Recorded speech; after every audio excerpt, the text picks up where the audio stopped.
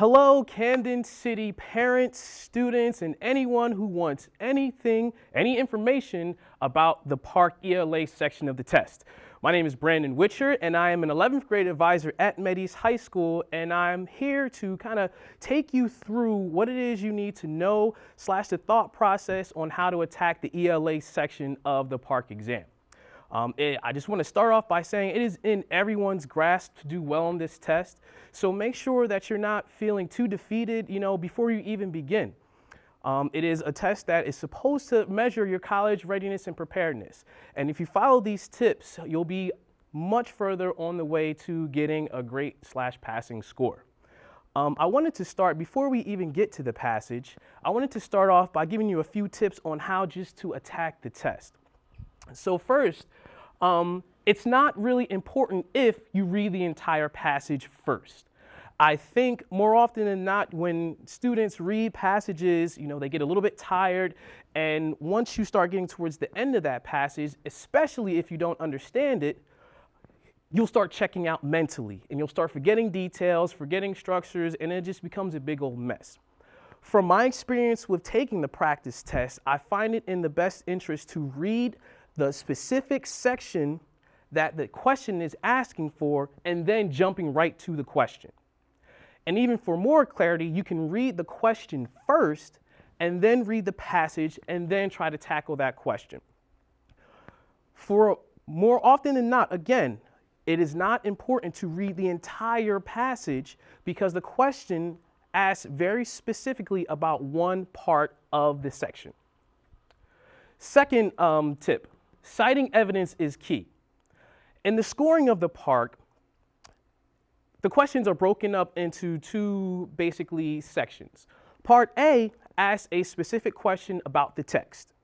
Part B asks you to basically prove or find specific evidence that supports the answer that you put in Part A. So I say all that to say, if you get Part A of the question right, and you get Part B of the question right, you get 2 full points, or you kind of get full credit for that response. If you just get Part A correct and not Part B, you get half credit for the response. So they break it down into 2 points. You get correct Part A and Part B, you get 2 points. You get correct Part A, but not Part B, you get only 1. If you do not get Part A correct, you do not get the question correct. That's very, very important for you to know. If you do not get Part A of the question correct, you do not get any points for that question, even if you get Part B, which is the part that asks you to specifically to cite evidence. When I'm telling you to cite evidence, it is basically saying to go back in the text to find something in there that basically proves what it is you're trying to say.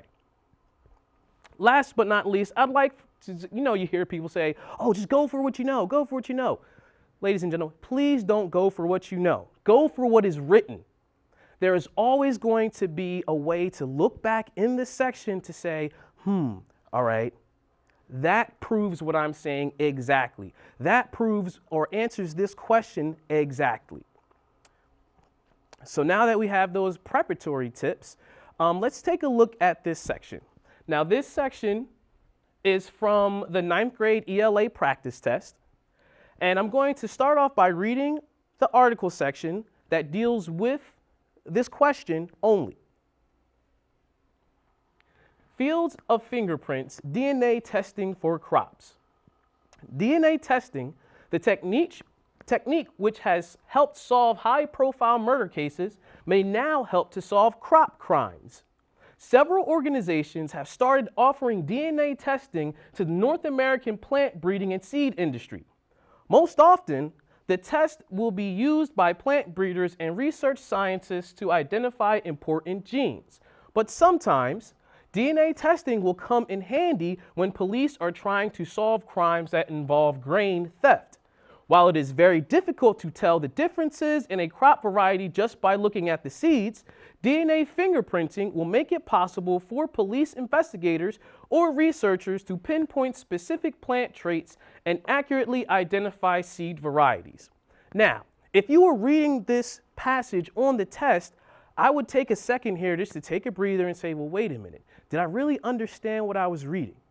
What's the main idea, or what's the most important point from that small section that I read?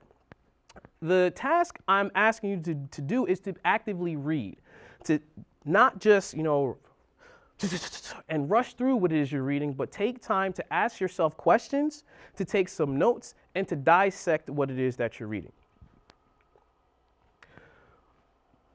Let's continue.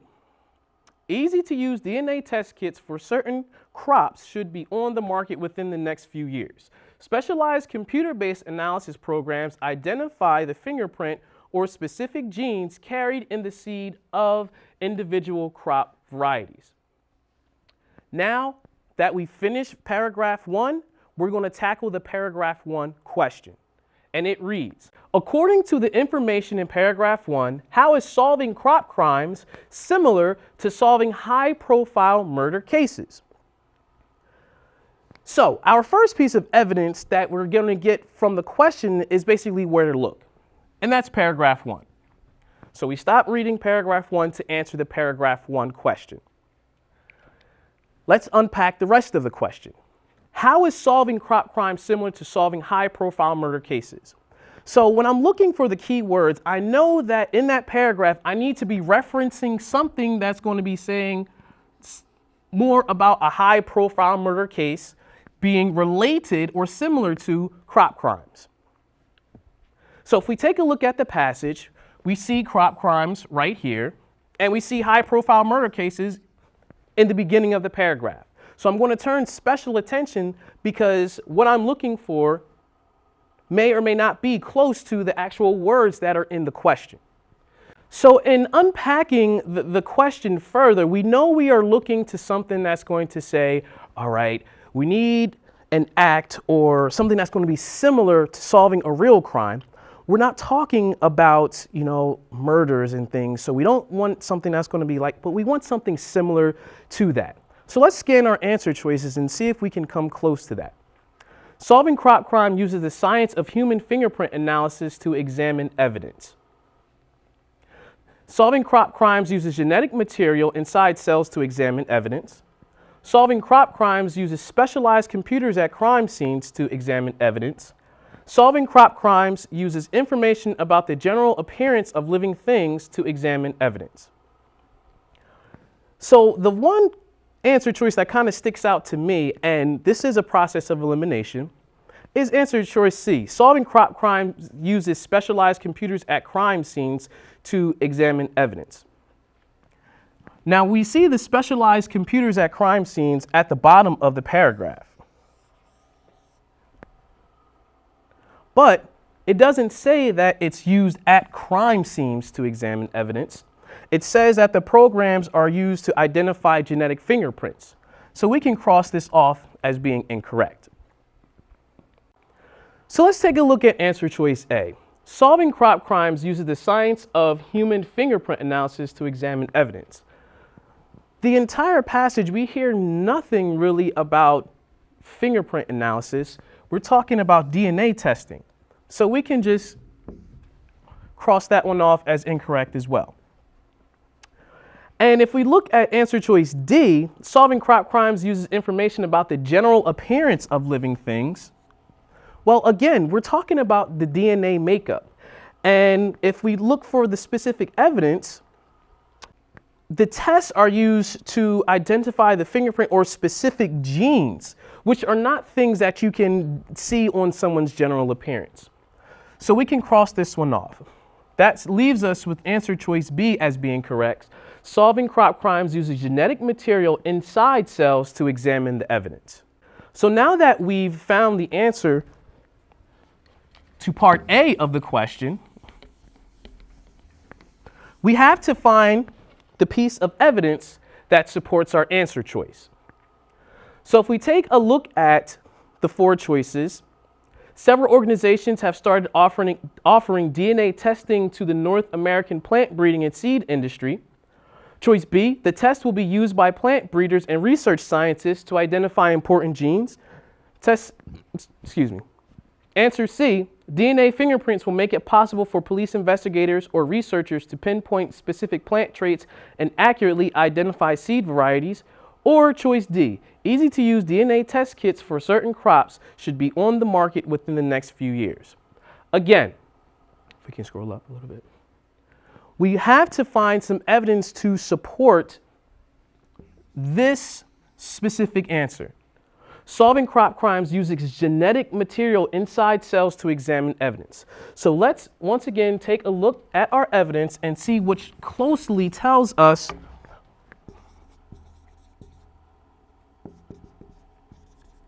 more information about genetic material inside the cell.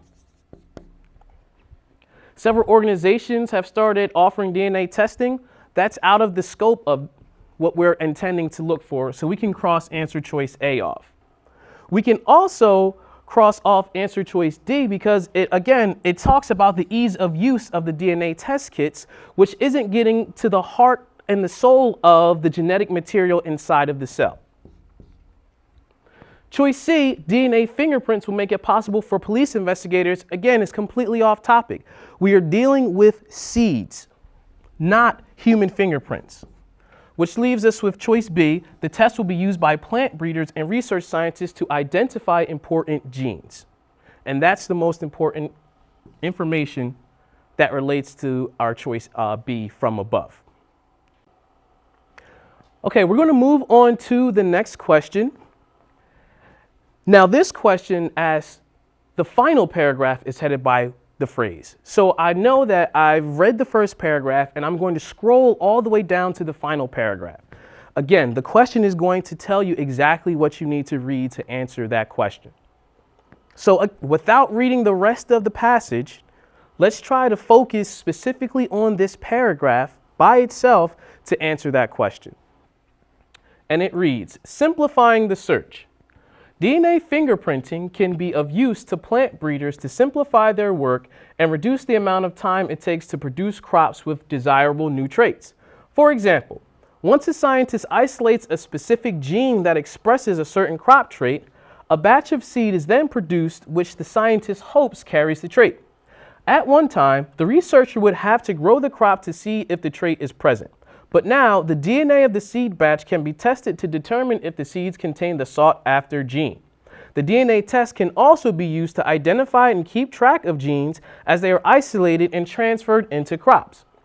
As well, it can become a tool to simplify the more traditional methods of selective breeding by identifying what are known as markers. Since DNA fingerprints are taken from the same DNA that carries the entire genetic blueprint for the plant, pieces of DNA that are close together tend to be passed on together from one generation to the next.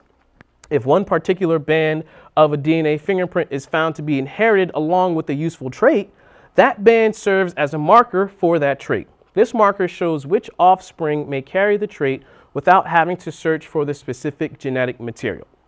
Let's take a look at our question. The final paragraph is headed by the phrase simplifying the search. What is the search discussed in this paragraph?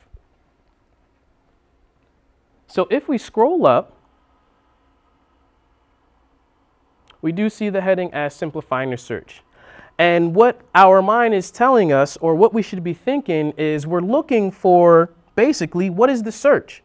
What is the thing that the writer is discussing in terms of what people are looking for?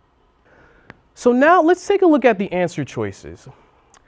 Again, we have identifying new varieties of plants that can be grown from seeds. I think our search, in terms of what the plant breeders were looking for, that's kind of what the question is asking. We were simplifying the search, so it's asking us, well, what were the plant breeders looking for? So they definitely want to find new varieties of plants.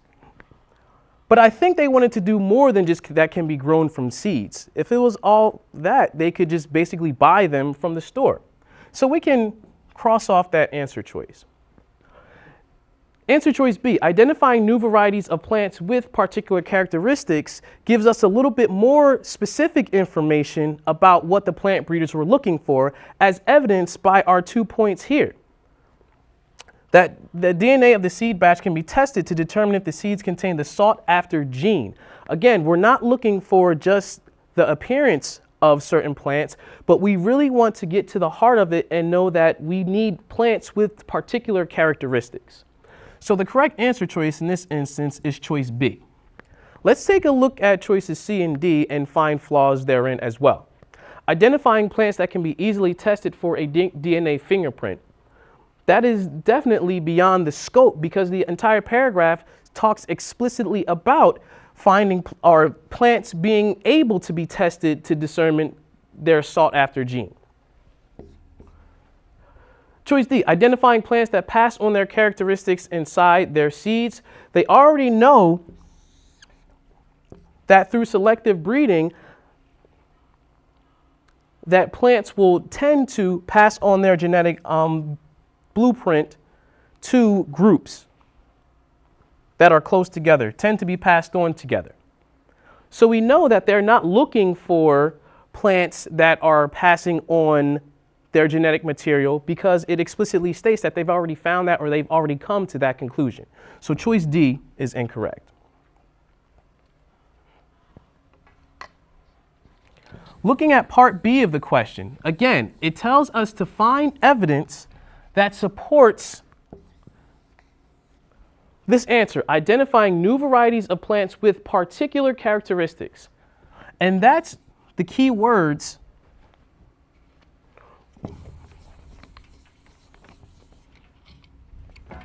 to link to our evidence. Particular characteristics.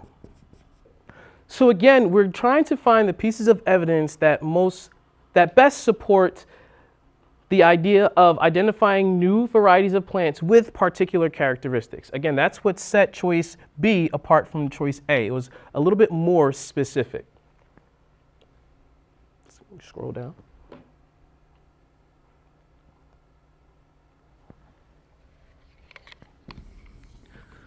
So based on information from the text, what are the two ways that the procedure for developing a DNA fingerprint simplifies the search identified in Part A? So we're looking for two pieces of evidence. That's very, very important to note. And again, we're dealing with particular characteristics. We're looking for evidence that is going to tell us that the plant breeders are looking for particular characteristics in the seeds that they're growing. Let's take a look. Plant breeders no longer have to guess which crop trait will be desirable. Plant breeders no longer have to wait for seeds to grow into plants before learning if the plants possess a desired crop trait. Plant breeders can look for a desired crop trait that has the same DNA as a trait that is not desired. The DNA test can be performed to look for markers for a desired crop trait other than for its actual DNA. The DNA test can tell plant breeders which crop trait will be most desired by seed companies. And finally, the DNA test can indicate which genes will eventually produce a desired crop trait. So in thinking back on our original idea, I should have wrote it down over here.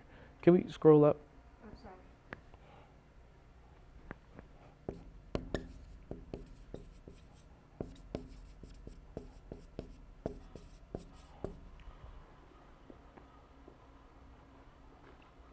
We want to find evidence, again, that supports identifying new varieties of plants with particular characteristics.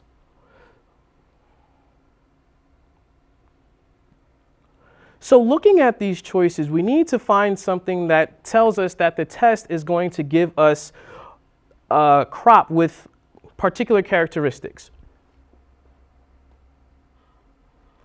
Choice F, the DNA test can indicate which genes will eventually produce a desired crop trait, is supported by the main idea or the conclusion that we came to. Okay, let's take a look at the Part B question. Based on information from the text, what are two ways that the procedure for developing a DNA fingerprint simplifies the search identified in Part A? So we're looking for two ways that the procedure for developing a fingerprint makes it easier to identify plants with particular traits. because that's our answer from Part A. So if we go back to the passage, in the middle of the paragraph, we see the two ways. So one, and we're talking about now, the DNA seed batch can be tested to determine if the seeds contain the sought-after gene. And two, it can become a tool to simplify more traditional methods of selective breeding.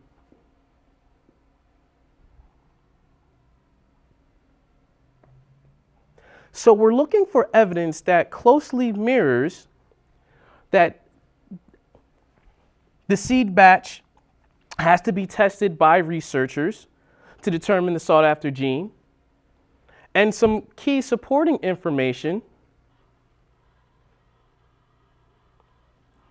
is that now the researcher doesn't have to grow the crop out.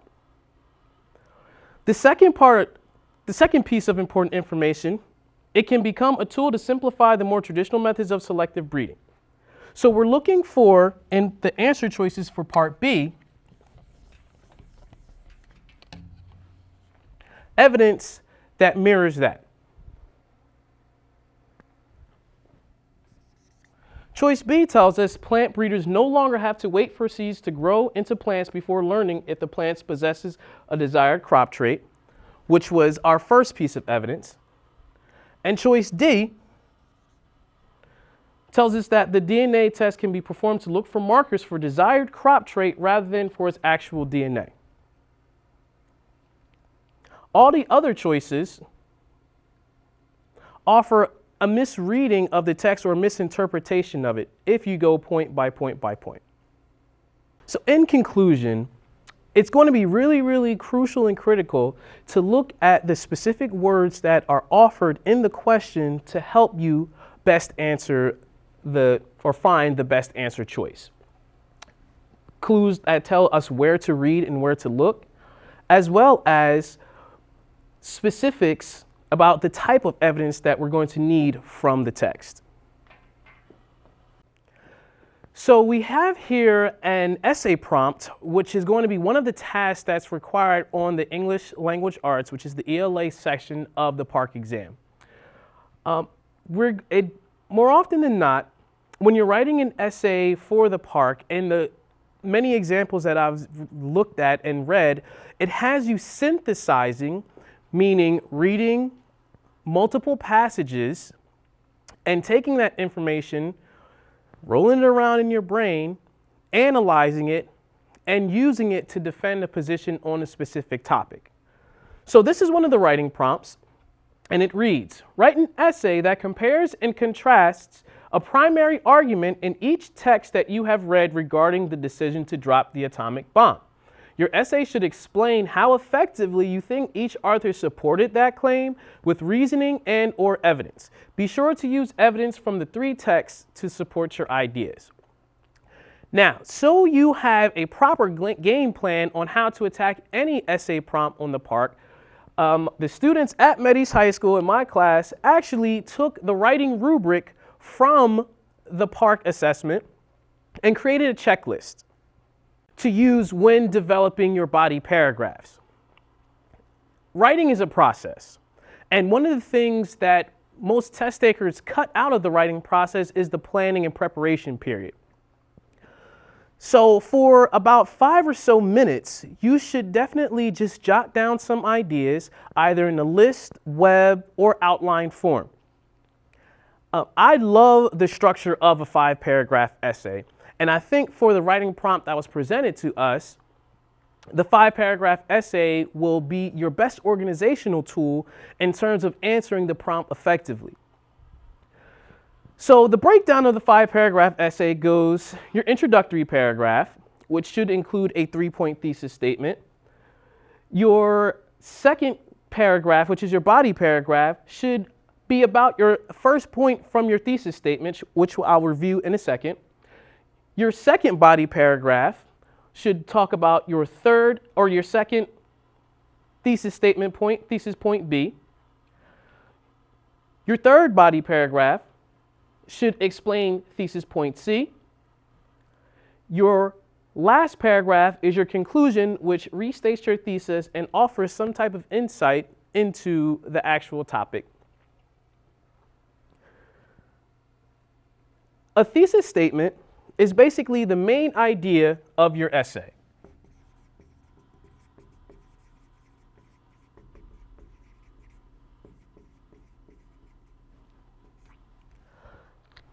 The essay prompt gives us a clue that it wants you to analyze or compare and contrast 3 different primary arguments from the text.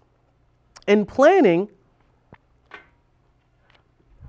one of the key things I would try to think about was my thesis statement, what is it going to be about? What am I going to be writing about? What are my body paragraphs going to be about? And I would just jot down all of the primary arguments. I would then read the primary arguments and say, all right, well, do I have evidence from the text to support this point? Do I have evidence to support this point? Do I have evidence to support this point? And based off of the point that you feel that you can defend best, those would be the points that you would construct your thesis around. Those would be the points that you would use as topic sentences in your body paragraphs. When attacking your body paragraphs, you need to remember PARCC. And it's a fun acronym that my students, again, designed based off of the rubric that was provided for the PARCC essay responses. And that basically has you, in some form or fashion, in this essay, you need to restate the question. You need to be sure to answer all parts of the question. You should support your position or support your facts with FREDSO, which is facts, reasons, examples, details, statistics, and opinions, and textual evidence, which is key. You need to offer insight or some type of inferential understanding. You should cite 2 to 3 specific examples. Make sure to keep your response organized and on task. Use transitional words and phrases. And last but not least, make sure your response is free from grammatical errors. So in developing your body paragraphs, if you remember PARCC, you will have fully developed paragraphs that support whatever position, whatever point that it is you're trying to make. The PARCC checklist and outline can be found on the PARCC Resources tab on the district website. So in your conclusion paragraph, you definitely want to restate your thesis. So again, summarize your main idea and offer some insight. So this is the chance for you to tell the reader or the assessor that you had a deeper understanding, that you take the words from the page and you can relate them to yourself, to something that you've read or something that you've experienced, or even something to kind of make a prediction for the future. It's the time to tie everything together, and offer almost your final thoughts. So you have exactly what it is you need to have a fully developed essay that can tackle any writing prompt on the PARCC assessment.